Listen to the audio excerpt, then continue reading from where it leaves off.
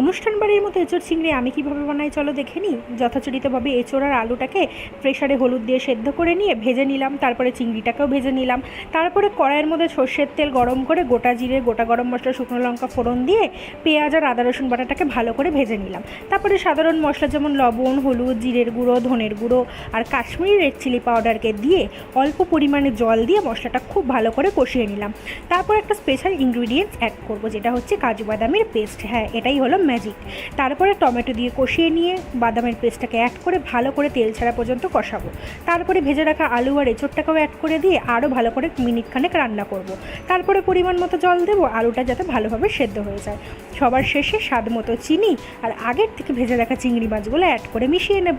আর নামানোর আগে একটুখানি ম্যাজিক মানে গুঁড়ো গরম মশলা ঘি দিয়ে ভালো করে মিশিয়ে নিয়ে নামিয়ে নিলেই রেডি আমাদের অনুষ্ঠান বাড়ি স্টাইলের এঁচোড় চিংড়ি। ভালো লাগলে চ্যানেলটাকে সাবস্ক্রাইব করে দিও। টাটা।